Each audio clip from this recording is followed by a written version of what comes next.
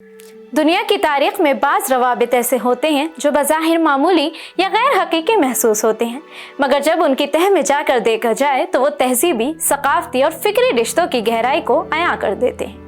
ऐसा ही एक हैरान कुन मगर सच पर मबनी वाक़या ईरान के इनकलाबी रहनुमा इमाम खुमैनी और हिंदुस्तान के शहर बाराबंकी के कस्बे कंतूर के दरमियान ताल्लुक़ का है। जहां ईरान में इस्लामी इनकलाब का सूरज तुलू हुआ, वहीं इसकी एक किरण हिंदुस्तान की गंगा जमनी तहजीब से भी जुड़ी हुई थी। आदाब, मैं हूं आपके साथ आमना फारूक और आप देख रहे हैं आवाज़ दी वॉइस। 1979 में जब ईरान में शाह की हुकूमत का खात्मा हुआ और आयतुल्लाह रूहुल्लाह खुमैनी बरसर इक़्तिदार में आए तो नई दिल्ली के तेहरान से सिफारती फ़िज़ा बदल चुकी थी।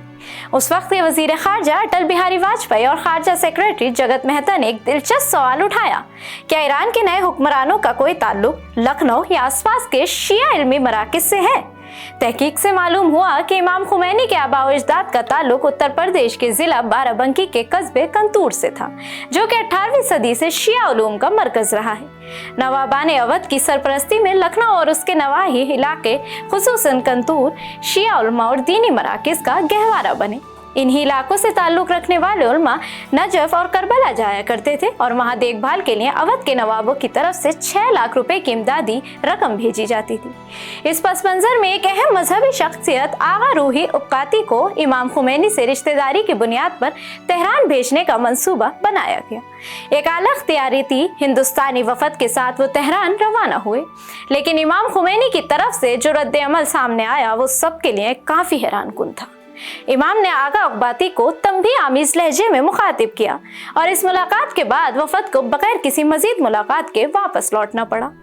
बाद अज़ा आयतुल्लाह ने इस सर्द मुहरी की वजह यूँ बयान की कि इनकलाब की इब्तिदाई नाजुक हालत में अगर ये बात आम हो जाती कि खुमैनी के गैर मुल्की या हिंदुस्तानी रवाबित हैं तो दुश्मन इस बात को इनकलाब के खिलाफ इस्तेमाल कर सकते थे।